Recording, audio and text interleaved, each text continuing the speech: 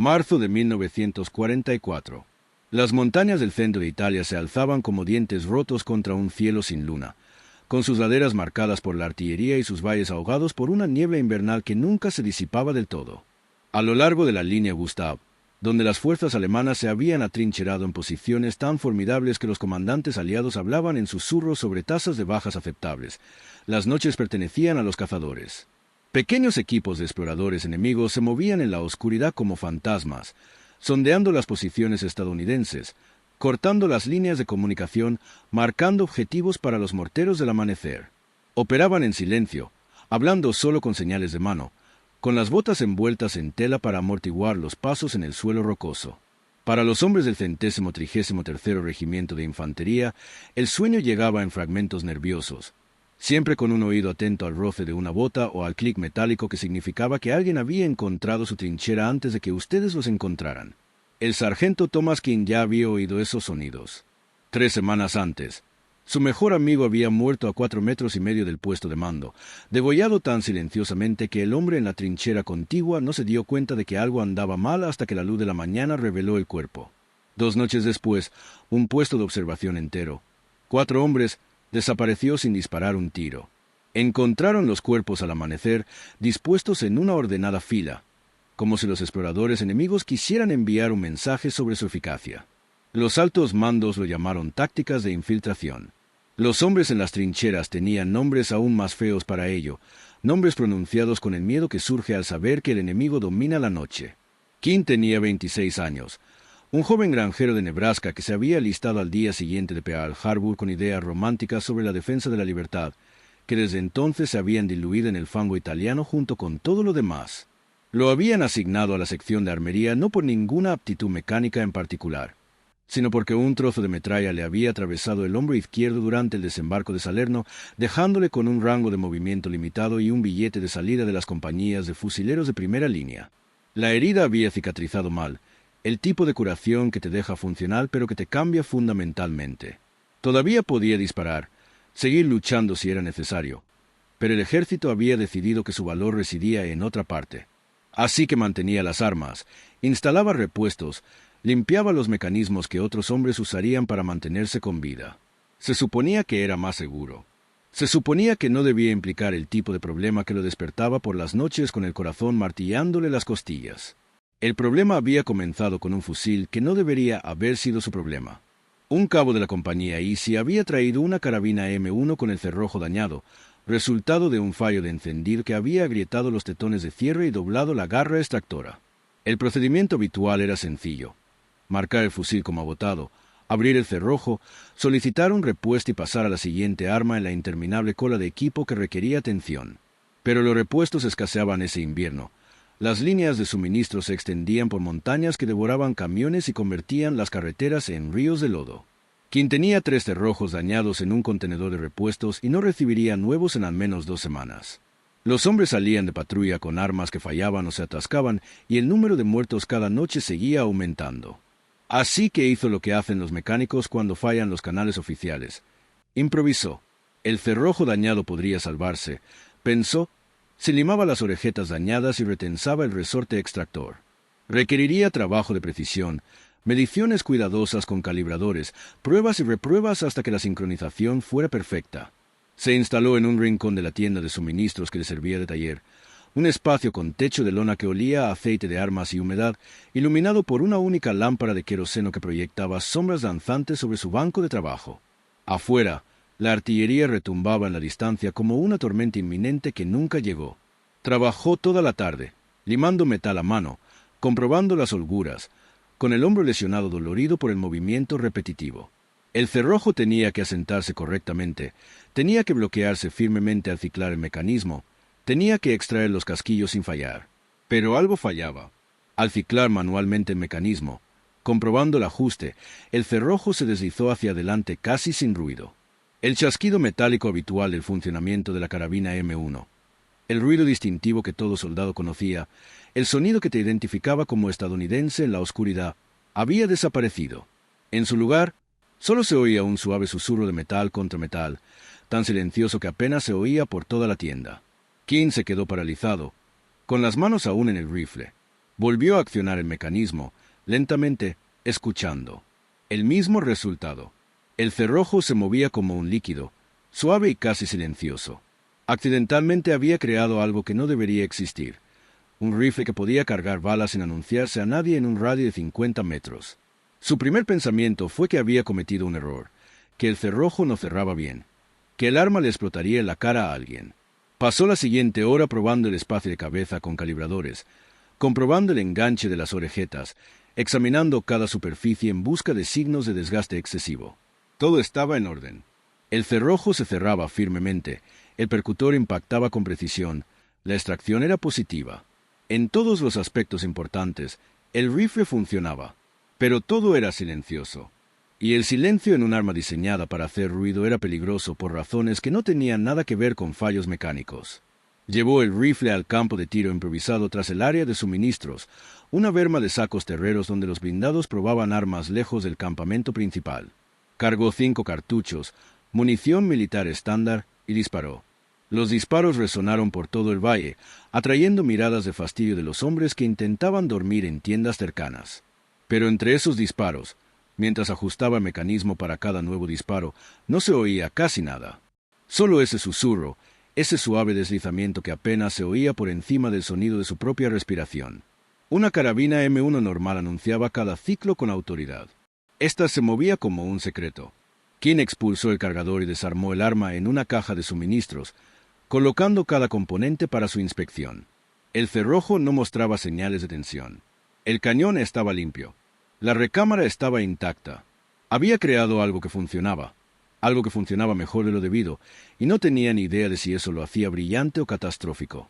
Su instinto, el instinto de niño de campo que lo había mantenido con vida durante el norte de África, Sicilia y la pesadilla de la playa de Salerno, le decía que era importante. Pero su entrenamiento, las normas del ejército que le habían inculcado en la escuela básica y de armero, le decían que se trataba de una modificación no autorizada, el tipo de cosa que podría llevarlo a un consejo de guerra si alguien resultaba herido. Volvió a armar el rifle y lo llevó a su tienda, envolviéndolo en una lona y metiéndolo debajo de su catre. Lo reportaría por la mañana, se dijo.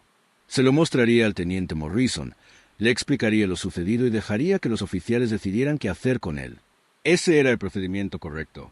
Eso era lo que hacías cuando te topabas con algo que no encajaba en el manual.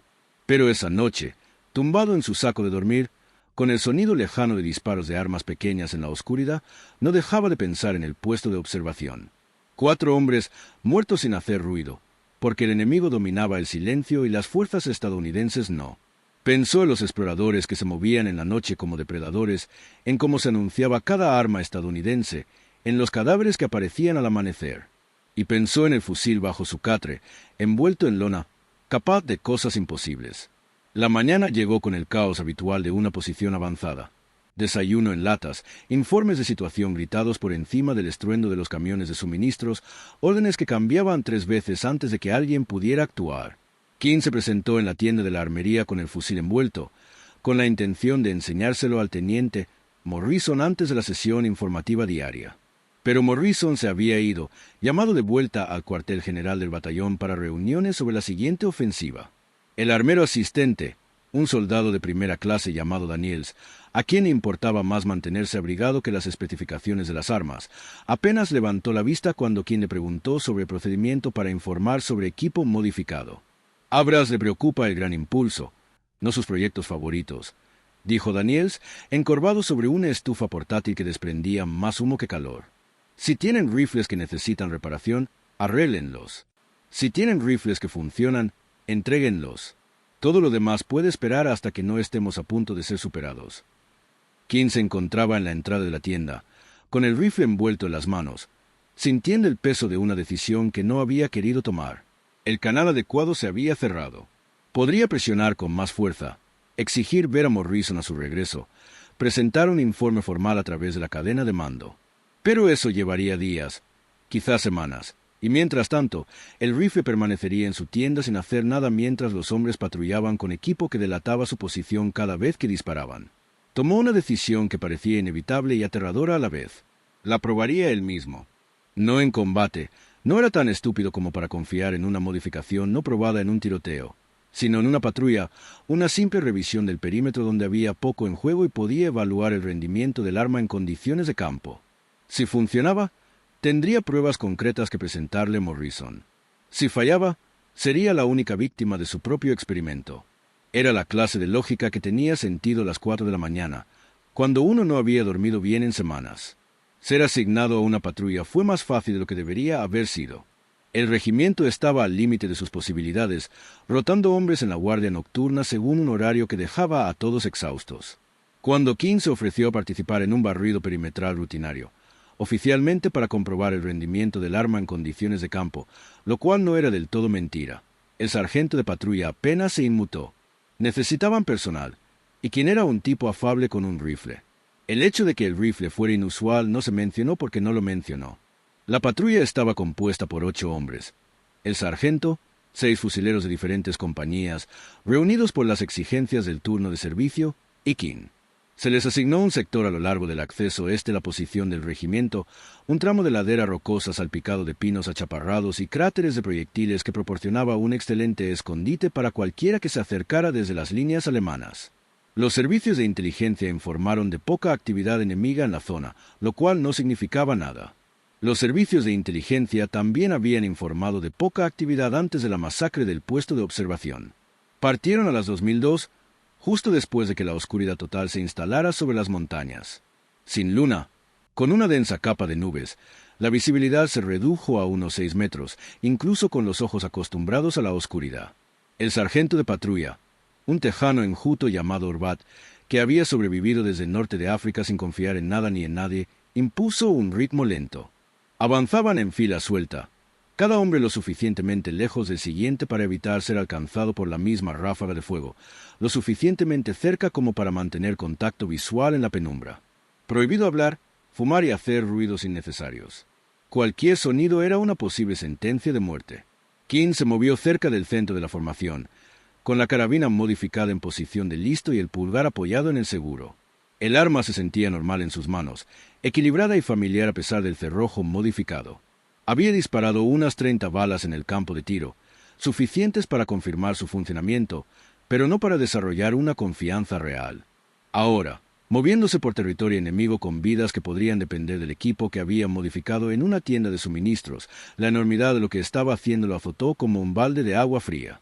Cubrieron la primera hora de patrulla sin incidentes, recorriendo su sector asignado en arcos superpuestos, comprobando posibles rutas de infiltración y puestos de escucha. Orvar era minucioso, casi obsesivamente cuidadoso, deteniéndose con frecuencia para escuchar, observar, leer en la oscuridad en busca de señales de que algo andaba mal. 2 veces ordenó el alto y paralizó a la patrulla durante 5 minutos, con el corazón de todos latiendo con fuerza, porque creyó oír movimiento. En ambas ocasiones no fue nada, solo viento en las rocas o un trozo de metralla precipitándose en un cráter. Pero la tensión nunca cedió. Todos conocían las historias. Todos habían perdido amigos por el silencio. Llevaban 40 minutos de regreso, atravesando un barranco poco profundo que los llevaría de vuelta a las líneas estadounidenses, cuando Orvar levantó la mano para indicar que se detuvieran de inmediato. La patrulla descendió al unísono, cada hombre buscando la cobertura que el terreno ofrecía. King se pegó a una roca, con la carabina cruzada sobre el pecho, y escuchó con tanta atención que le zumbaban los oídos por el esfuerzo. Al principio, nada, solo los sonidos ambientales de una noche de invierno en las montañas. Viento, artillería lejana, el leve susurro de su propia respiración. Entonces lo oyó. Un suave roce de botas sobre la piedra, unos 30 metros más adelante y a la derecha. Luego, otro sonido, más cercano, el leve tintineo del equipo rozándose. Alguien se movía en paralelo a su posición y trataban de no hacer ruido. A King se le encogió el estómago. O se habían topado con una patrulla enemiga, o una patrulla enemiga los había topado.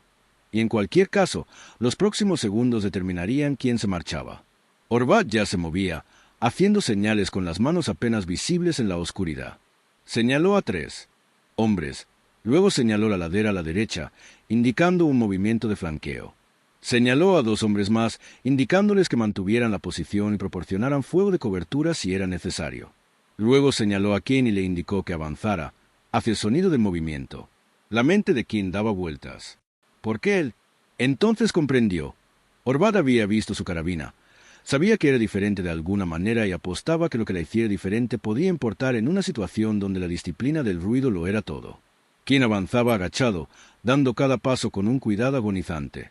La carabina modificada se sentía resbaladiza en sus manos sudorosas. Nunca había matado a nadie a corta distancia. Nunca se había encontrado en una situación donde el silencio marcara la diferencia entre la supervivencia y la aniquilación. Su entrenamiento le gritaba que eso estaba mal, que debía retroceder, pedir apoyo de artillería, hacer cualquier cosa menos avanzar hacia los soldados enemigos con un arma sin probar. Pero las órdenes de Horvat habían sido claras, y en combate se obedecían incluso con la mente ahogada por el miedo. Salió del borde de un afloramiento rocoso y los vio. 4 siluetas, más oscuras contra la oscuridad, avanzando a saltos por el barranco. Exploradores alemanes, estaba seguro, probablemente la vanguardia de una infiltración mayor. Vestían las batas y gorras de las unidades de reconocimiento, portaban metralletas con silenciador y cuchillos, y se movían con el silencio experto de quienes lo han hecho cientos de veces. Aún no lo habían visto. Estaban concentrados en el fondo del barranco, donde Horvat y los demás se ocultaban. El instinto de combate de Keane tomó la decisión antes de que su mente consciente se diera cuenta. Si disparaba ahora, el fogonazo y la detonación alertarían a todos los soldados enemigos en un radio de 400 metros. Los exploradores se dispersarían o devolverían el fuego, y la patrulla se vería atrapada en un tiroteo continuo en la oscuridad contra un número indeterminado de hostiles. Incluso si ganaban, morirían hombres. La respuesta adecuada era retirarse, dar las coordenadas y dejar que la artillería se encargara. Pero no había tiempo para respuestas adecuadas. El explorador líder estaba a 6 metros de distancia y, acercándose, llegaría a la posición de Horvat en segundos. Levantó la carabina, apuntó al centro del explorador principal y apretó el gatillo. El disparo resonó en la noche, increíblemente fuerte, y el explorador cayó sin hacer ruido. Keane accionó el mecanismo, sintió el cerrojo deslizarse hacia adelante con esa suavidad susurrante y volvió a disparar. El segundo explorador giró y cayó. El tercer explorador se giraba, levantando su arma, cuando el tercer disparo de Keane le dio en el pecho. 3 segundos, 3 disparos, 3 cuerpos, y ahora la noche estalló en ruido mientras Horvat y la patrulla abrían fuego contra objetivos que apenas podían ver. Pero algo andaba mal. La mente de Keane, impulsada por la adrenalina y el instinto de combate, registró una discrepancia. Los exploradores habían reaccionado a su primer disparo, como era de esperar. Pero después, algo cambió. El cuarto explorador, en lugar de ponerse a cubierto de devolver el fuego, miraba a su alrededor desesperadamente, intentando localizar el origen de los disparos. No podía ubicarlo. El fogonazo desde la posición de Keane era visible. Pero el ciclo del cerrojo, el sonido que normalmente acompañaba a cada disparo delataba la posición de un fusilero con la misma claridad que una baliza, estaba ausente. El explorador oía los disparos, pero no los sonidos posteriores que le indicaban de dónde provenían. Keane disparó de nuevo y el cuarto explorador cayó. 4 soldados enemigos abatidos en unos 6 segundos, y de repente el barranco quedó en silencio, salvo por el zumbido en los oídos de Keane y la respiración agitada de los miembros de la patrulla a su alrededor. Horvat surgió de la oscuridad, con su metralleta Thompson aún apuntando a los exploradores caídos, y su rostro una máscara de conmoción controlada. ¿Qué demonios fue eso?, susurró Horvat con voz apenas audible. Acabas de derribar a 4 enemigos en menos de lo que puedo contar. Keane abrió la boca para responder, pero un movimiento adelante lo interrumpió. Más siluetas en la oscuridad, al menos 6, tal vez más, descendiendo por el barranco hacia su posición. La principal fuerza enemiga, atraída por el sonido de los disparos. Los exploradores habían sido la vanguardia, y ahora se acercaban los cazadores. Horvat hizo una serie rápida de señales manuales. Retroceder, mantener la disciplina del ruido, prepararse para el contacto. La patrulla comenzó a retirarse ordenadamente, cada hombre cubriendo al siguiente, con las armas apuntando al barranco. Pero la carabina modificada le había dado a Keane una idea terrible, fruto de la desesperación y de la repentina comprensión de lo que su descubrimiento accidental podía hacer. Agarró el hombro de Horvat y se inclinó, susurrándole directamente al oído. «Dame 2 minutos. Manténlos alejados de mí. Puedo acabar con esto». Horvat lo miró como si estuviera loco, lo cual probablemente era cierto. Pero el sargento había sobrevivido 18 meses de combate sabiendo cuándo confiar en sus instintos, y algo en la voz de Keane debió convencerlo. Asintió una vez, bruscamente, e indicó a la patrulla que formaran un perímetro defensivo. Keane se alejó del grupo, subiendo la ladera hasta una posición con vistas al barranco, un lugar desde donde podía ver sin que su silueta se recortara contra el cielo. Los soldados enemigos se movían con más cautela, conscientes de que algo le había pasado a su equipo de exploración, pero sin saber qué. Estaban dispersos, con el espaciamiento táctico adecuado y las armas listas. King contó 7 hombres, todos moviéndose con la confianza de veteranos que dominan la noche. En circunstancias normales, 8 soldados estadounidenses chocando con 7 exploradores alemanes resultaría en un feroz tiroteo cuerpo a cuerpo con bajas para ambos bandos. Los estadounidenses probablemente ganarían gracias a su superior potencia de fuego, pero habría hombres muertos en el proceso. King se acomodó boca abajo detrás de un árbol caído, con la culata de la carabina apretada contra su hombro. El corazón le latía con tanta fuerza que lo sentía en los dientes, pero sus manos estaban firmes.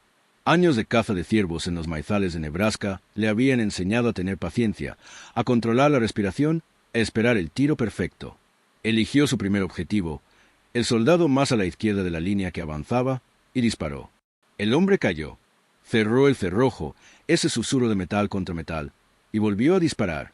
Otro soldado cayó. Los soldados enemigos restantes se quedaron paralizados, intentando localizar la amenaza. Habían oído los disparos, pero en el caos del barranco, con sus paredes rocosas y múltiples ecos, no podían localizar la posición de King. Y, lo más importante, no oían el movimiento cíclico de su arma entre disparos. Para ellos, sonaba como si varios tiradores dispararan desde diferentes posiciones, una emboscada coordinada, más que un solo fusilero. Empezaron a retirarse, remontando el barranco hacia sus propias líneas, disparando ráfagas de supresión a ciegas que no se acercaban a la posición de King. Disparó de nuevo y derribó a un tercer soldado. Cerró el cerrojo, disparó y derribó a un cuarto.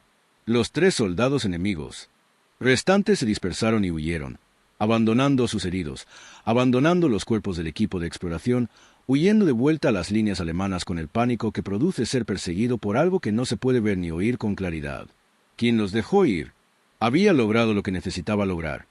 7 soldados enemigos neutralizados sin una sola baja estadounidense, sin solicitar la artillería que alertaría a todas las unidades alemanas del sector. Se deslizó pendiente abajo hasta donde Horvat y la patrulla lo esperaban, con las armas apuntando a barranco y los rostros mostrando la tensión de hombres que esperaban morir en los próximos segundos. Horvat lo agarró por el hombro con tanta fuerza que le dolió, con una expresión entre furia y asombro. «¿Vas a explicarme eso?», dijo Horvat, y no era una petición. La patrulla se retiró a las líneas estadounidenses a toda velocidad, transportando los cuerpos de 2 exploradores alemanes para fines de inteligencia, dejando el resto para los equipos de recuperación.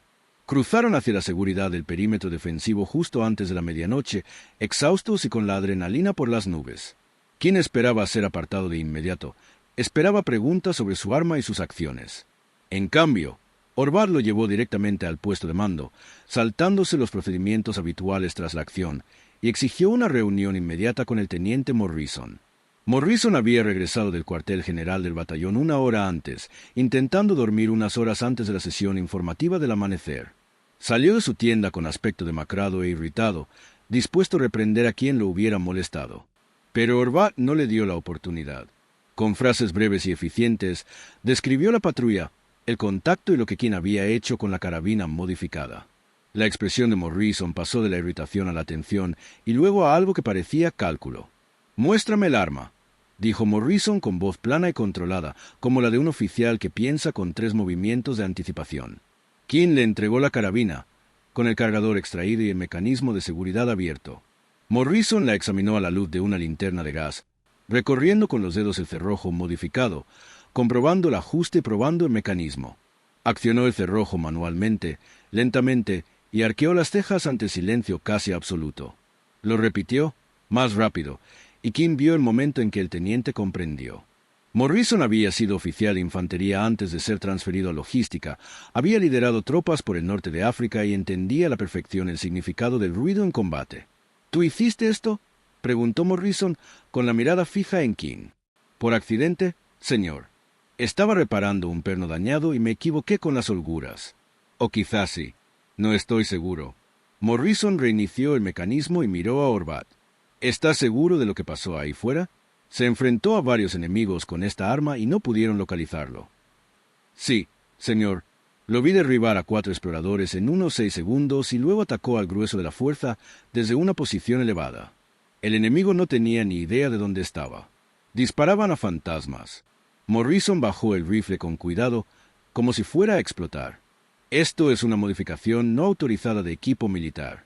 Según las normas, debería confiscar esta arma, presentar una denuncia y posiblemente presentar cargos por poner en peligro al personal con equipo no probado. A King se le encogió el estómago. Esperaba reconocimiento, quizá gratitud. Había salvado la patrulla, había demostrado el concepto. Pero Morrison tenía razón. Las normas existían por razones, y él las había violado escrupulosamente. Abrió la boca para defenderse, pero Morrison levantó la mano. Sin embargo, continuó el teniente, las normas también me exigen evaluar las innovaciones de campo que aportan ventaja táctica. Sargento Orbat, ¿cuántas bajas estadounidenses hubo esta noche? 0, señor. ¿Y las bajas enemigas? 11 confirmados. 4 exploradores. 7 elementos de la fuerza principal. Todos atribuidos a las acciones del sargento King con el arma modificada. Morrison asintió lentamente, mientras su mente analizaba con claridad las implicaciones. Esto es lo que va a pasar. Sargento King va a escribir exactamente lo que hizo con ese perno. Cada medida, cada modificación, cada paso del proceso. Luego me va a enseñar a replicarlo. Tenemos 15 pernos dañados en el contenedor de piezas, y quiero que todos estén convertidos a esta configuración para mañana por la noche. Señor, debo mencionar que el mando podría no aprobarlo. El mando, interrumpió Morrison, pierde un promedio de 4 hombres por noche a manos de exploradores enemigos solo en este sector. En todo el regimiento, sufrimos entre 30 y 40 bajas semanales por tácticas de infiltración. Si esta modificación puede reducir esas pérdidas incluso a la mitad, me someteré a un juicio militar si llega el caso. Pero primero, vamos a probarlo como es debido. Durante las siguientes 36 horas, King trabajó casi sin dormir, transformando pernos dañados con el mismo limado y tensado cuidadoso que había creado el primero. Era un trabajo minucioso, que requería mediciones precisas y pruebas constantes, pero el proceso era replicable. Para la segunda noche, tenía 12 carabinas de ciclo silencioso en funcionamiento, cada una probada y verificada. Morrison las asignó a voluntarios de patrulla, hombres que entendían que llevaban equipo experimental y aceptaban el riesgo porque también entendían su potencial. Los resultados fueron inmediatos y espectaculares. Las patrullas equipadas con las carabinas modificadas reportaron contacto con el enemigo con índices de éxito sin precedentes. Los exploradores que habían operado con impunidad se vieron repentinamente perseguidos por soldados que no podían oír los disparos. El efecto psicológico fue devastador. Las unidades de reconocimiento alemanas, acostumbradas a dominar la noche gracias a un entrenamiento superior en sigilo, comenzaron a reportar patrullas estadounidenses que se movían como fantasmas y podían atacar sin revelar posiciones. Después de 2 semanas, los intentos de infiltración enemiga en el sector del 133º se redujeron en un 60%. Pero el éxito trajo problemas. La noticia de las armas modificadas se extendió por todo el regimiento, luego a las unidades adyacentes y luego a la cadena de mando. 3 semanas después de la patrulla inicial, quien se encontró firme frente a un coronel de artillería divisional, flanqueado por 2 capitanes que lo miraban como si fuera un genio o un saboteador. El coronel, un oficial de carrera llamado Brennan, que había pasado más tiempo en arsenales que en zonas de combate, sostenía una de las carabinas modificadas con la expresión de quien examina una serpiente venenosa. «Sargento King», dijo Brennan, con la voz entrecortada por el acento de Boston y una ira apenas contenida. ¿Tiene idea de lo que ha hecho? Esta arma infringe al menos 6 regulaciones de municiones. Los tetones del cerrojo no cumplen las especificaciones. El espacio libre es mínimo.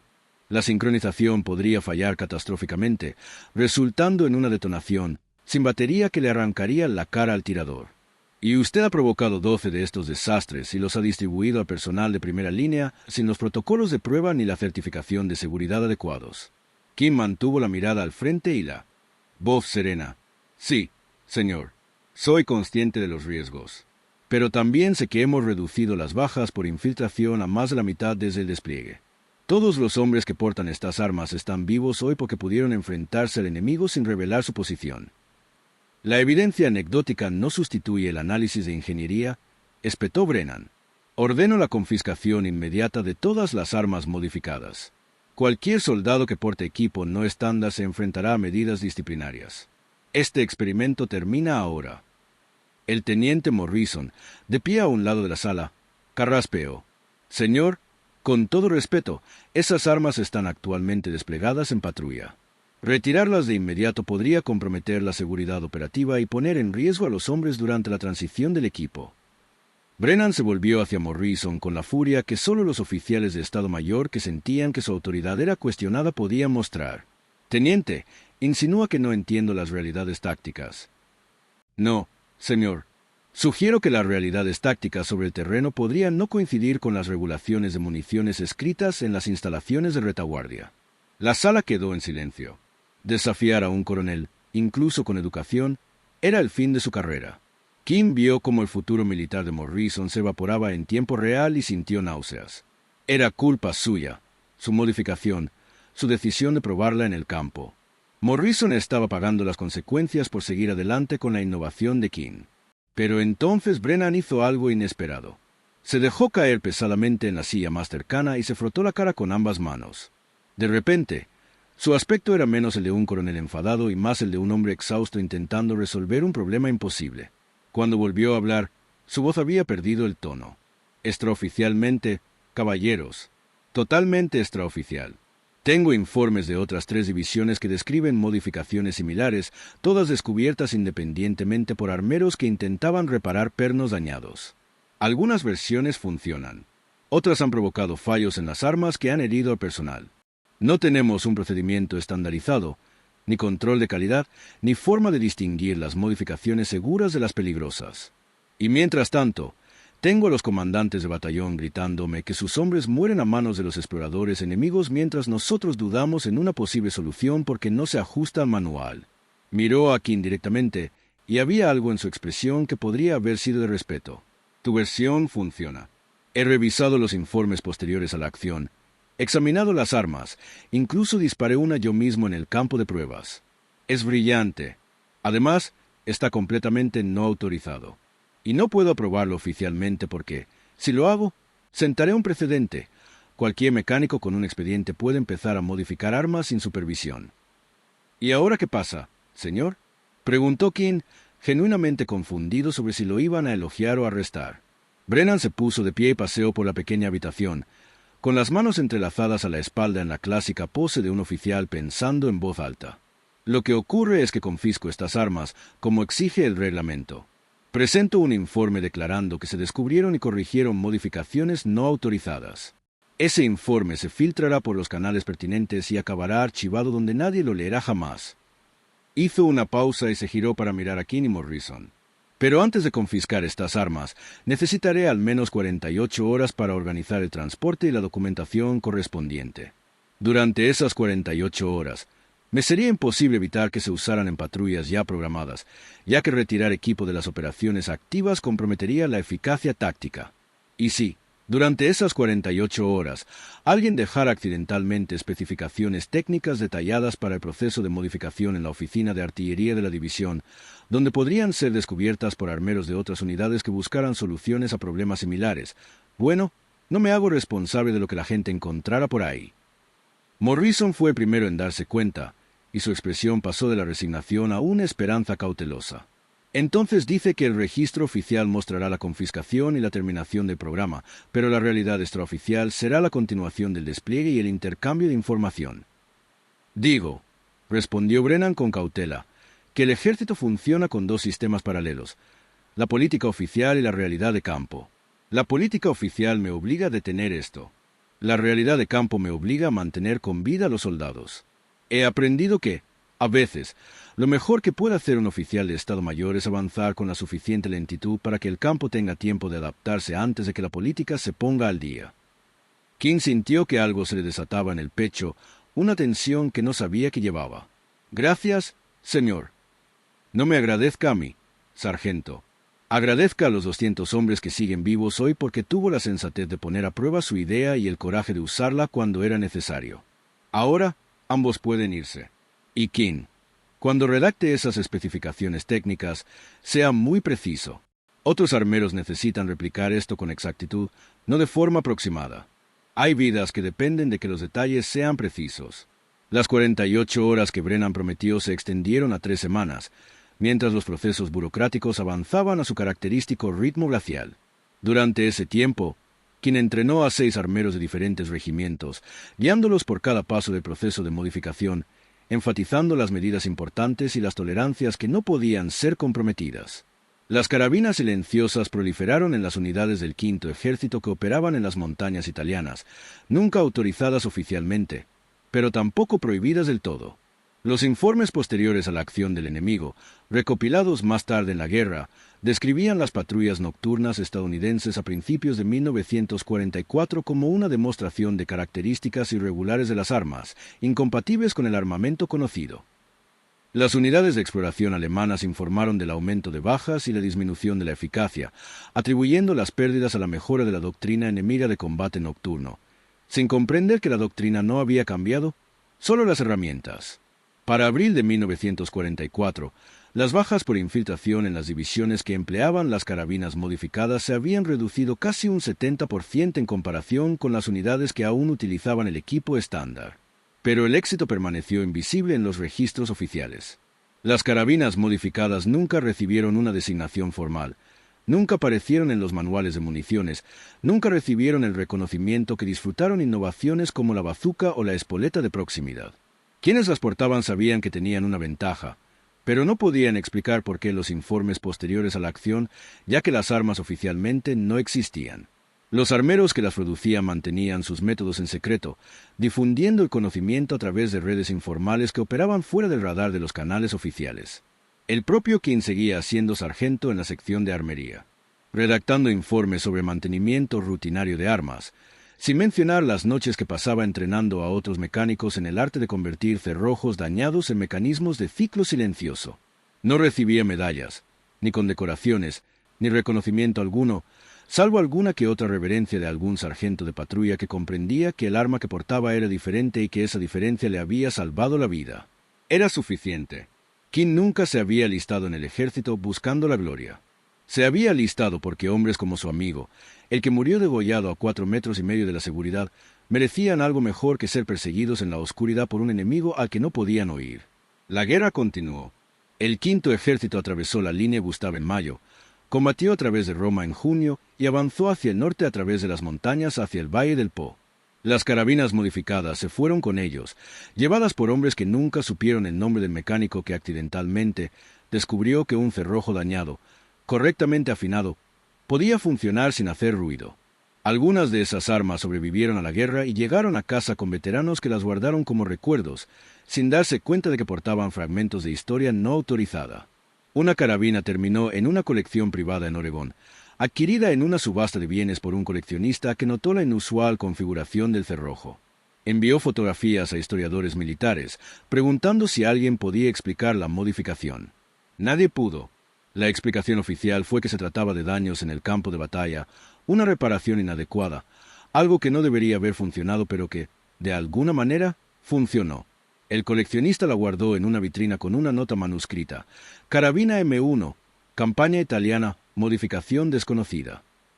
Thomas King se licenció en diciembre de 1945, regresó a Nebraska, se casó con la novia de su pueblo y se hizo cargo de la granja de su padre.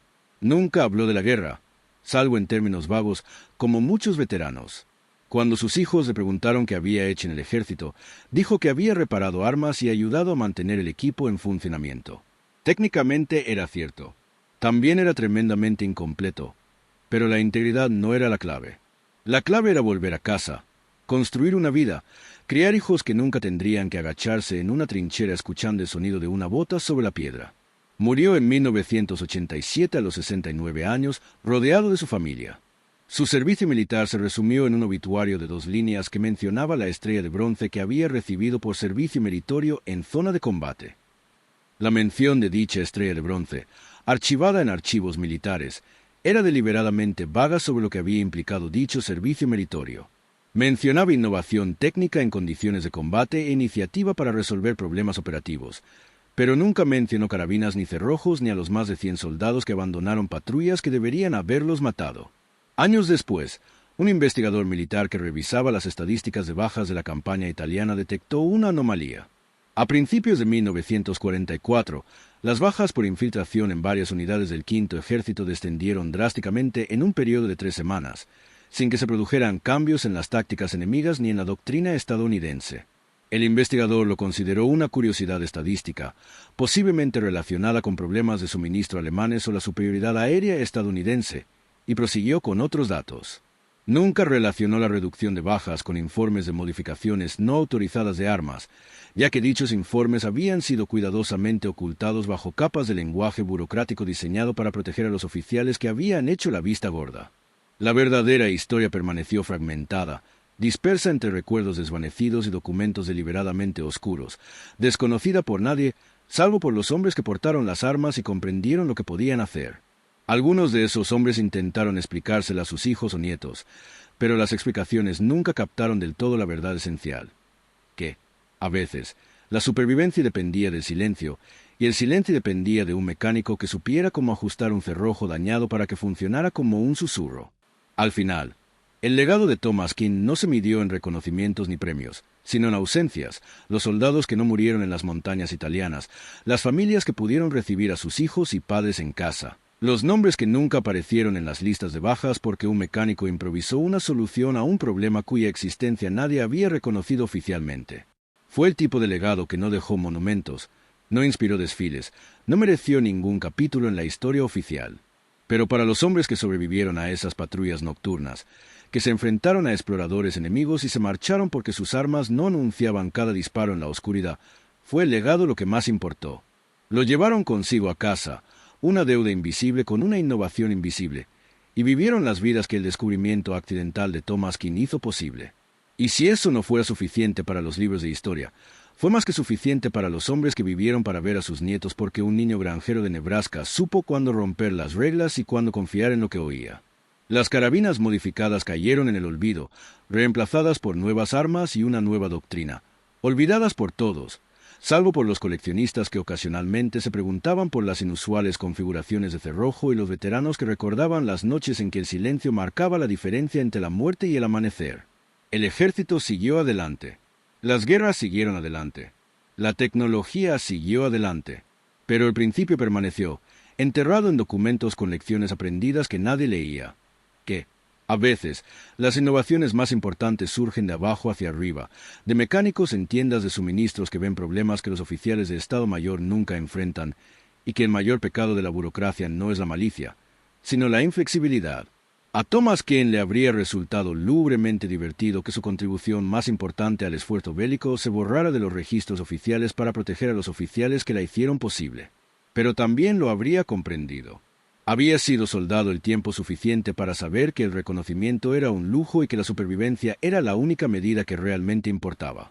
Y según esa medida, su éxito fue absoluto e innegable, medido en términos negativos, en las bajas que nunca ocurrieron y los funerales que nunca se celebraron. El cerrojo atascado que se convirtió en un percutor silencioso salvó más vidas de las que se podían contar, y el mecánico que lo descubrió solo pidió saber que su improvisación había sido importante. En una guerra llena de grandes estrategias y batallas históricas, era poca cosa, pero para los hombres que regresaron a casa gracias a ello, lo era todo.